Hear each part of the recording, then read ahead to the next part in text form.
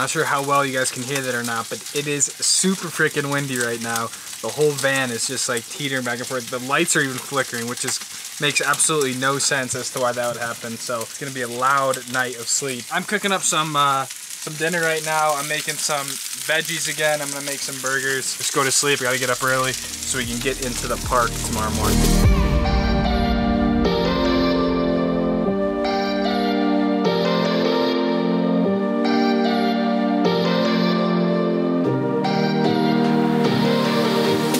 Oh, good morning, squad. It is 5:03 in the morning. We are probably at the last gas station before you enter Yosemite from the east. Reservations are required to enter the park from 6 a.m. to 4 p.m. So you have to be in the park before 6 a.m. or else you can't enter until after 4 p.m. if that makes sense. So I think we're only about 12-15 miles until we get to a place called Tioga Pass, which is the highest road in all of California. So just topped off on fuel, which was $8.25 a gallon, but the most I have paid so far is $8.50 a gallon for diesel, which is absolutely bonkers. This trip has been way more expensive than I had originally planned. But anyways, let's head up to Yosemite. I'm super stoked for this.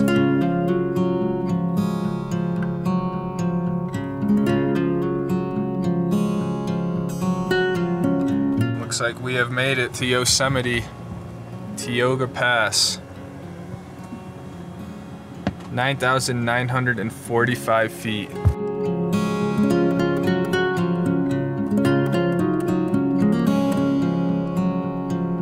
We made it to the legendary Olmstead Point just in time for sunrise. This place is super cool because you see the backside of Half Dome, and just the views are pretty unique over here. So I didn't even really know that we would have made it at this time, but I'm kind of glad we did. It's like still some nice pastel hues coming up.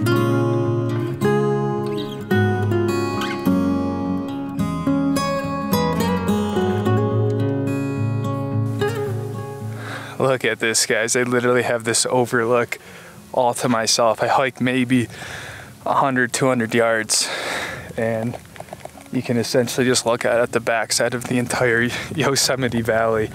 Wow, I gotta say, I did not plan this. I think I got super lucky in terms of the timing, but I guess that's the way it worked out. The landscape, just driving in here and like just seeing all these granite like cliffs and stuff, it's super spectacular, so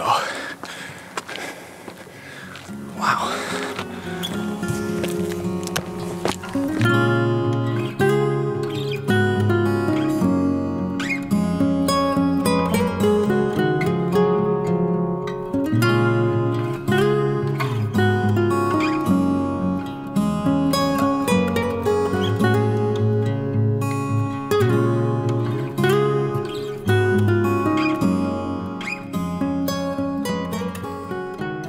So I have made it down to the Yosemite Valley, and I forgot just how incredible this entire place is. Between the enormous cliffs and then, like, I don't know if these are sequoia trees, but the massive trees, it's a really sort of unique combination of like mountains but still in a forest. There are a lot more people down here. It's about 8 a.m. and I think I'm gonna hike Yosemite Falls. I just made some eggs with some spinach. I'm gonna make some oatmeal. So nothing too fancy, but it will keep me fueled for the hike.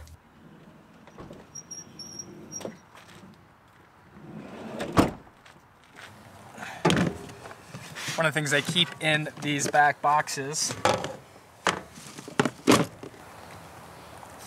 bug spray. I'm actually gonna take this with me because I have a feeling the bugs are gonna be pretty bad.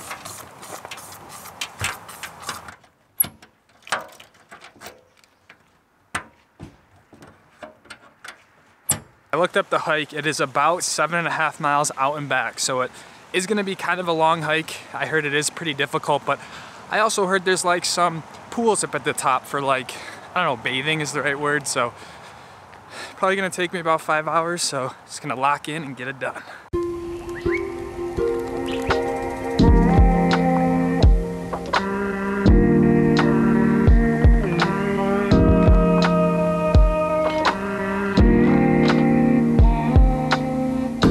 We are just over a mile in so far, and at this point it's basically been just a straight stair stepper with switchbacks the whole way. So I think there's 2 sections of pretty big elevation gain, so this is the first one. But at least it's pretty shaded right now. It's kind of going up in the woods.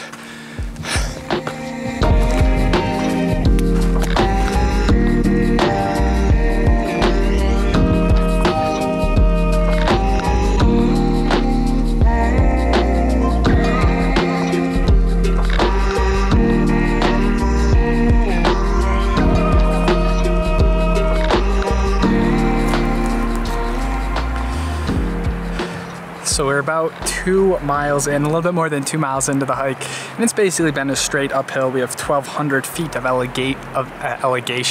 elevation gain so far, but we just got our first glimpse of Yosemite Falls. And what's even crazier is that we're literally gonna go, that's the best way to do this, to the top of the wall right there. So I think we have really one more sort of grinder uphill section, but it's just a massive, massive waterfall.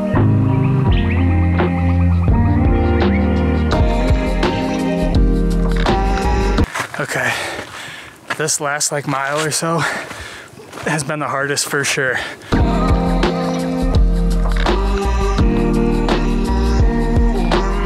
We have finally made it. 4 miles, 2 hours, 2,800 feet of elevation. My legs are just totally toast, and so the last bit is walking down to the actual falls of the overlook of the falls, which just means even more walking back up. But that last section just totally kicked my ass. Look at that, that's the valley floor. I'm honestly so afraid of heights. This is pretty gnarly. I genuinely hate heights.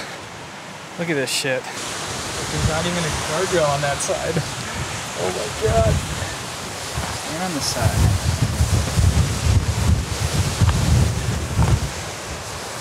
Look at this. Look at that drop. Yeah, no thank you. And I'm doing this all one-handed. Okay, a little bit better. And we finally made it down to the overlook. Oh my God. Can't even really see the falls from here, but oh my God. Oh, my stomach. I can't even look over the edge. I'm gonna put you guys over the edge.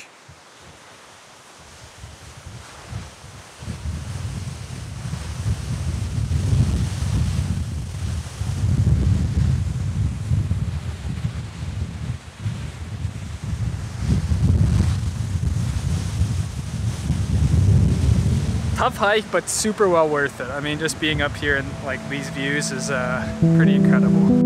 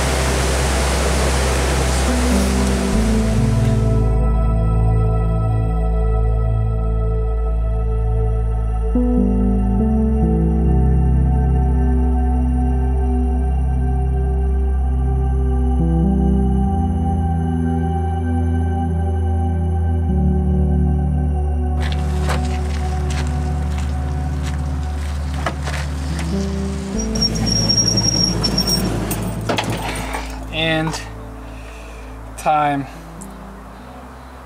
2 hours on the way down, 4 miles. That was close to an 8-mile hike. It took me literally, I left at 9, it's 3 o'clock on the dot. It took me all day to do that hike. And the way down was an absolute killer because just how technical it was. My knees, my quads are just like on fire. I don't know if I preferred way up or way down, but I need to refuel because I am totally shot.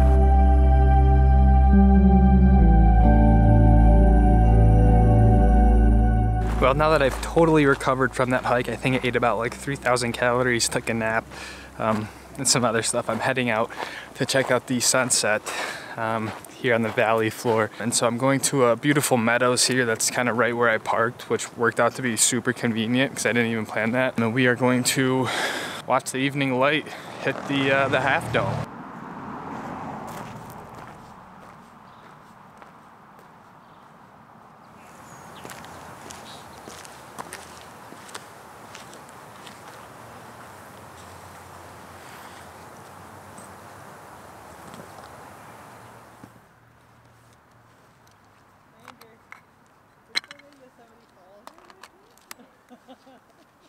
Now, this is only going to get better and better, but this is sort of the scene here.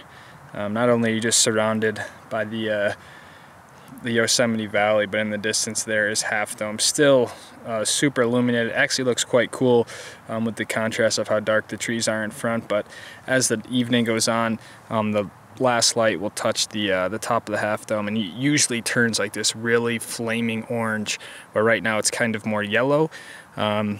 Right as it gets to the end, it should be orange, and it should be like just a little sort of just skosh of it at the top, so it'll end up looking really, really cool. So we're still quite early, but I think it'll really end up working pretty well.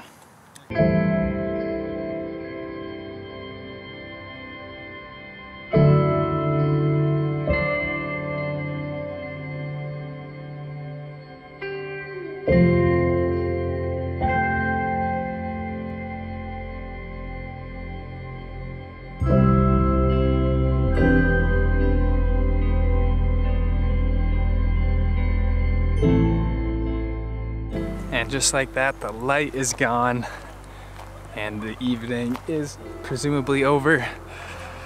So I'm gonna hop in the van, try to drive outside the park, somewhere that's close by, to crash for the night. My goal is to come back in here in the morning, so I don't want to go too far. And so I'm gonna see where I can go that's like legal and get out of the park to crash for the night.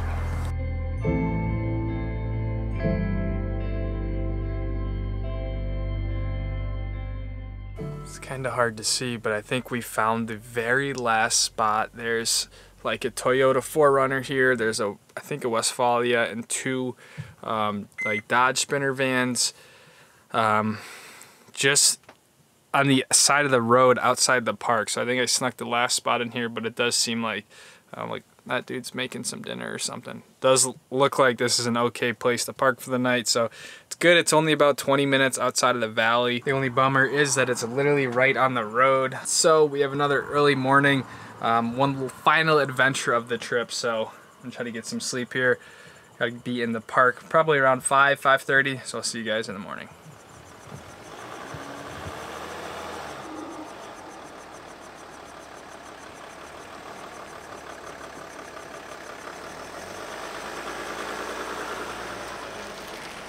Well, good morning, squad. I slept really well actually for a roadside pullout, and for the last sort of adventure of our trip here, we came to a beautiful place called Tunnel View, but it seems like a lot of other people had the same sort of agenda. But just minutes before sunrise here, I would expect it to be pretty good if we can find a decent spot here. Made some coffee and just gonna hang out, watch the sunrise.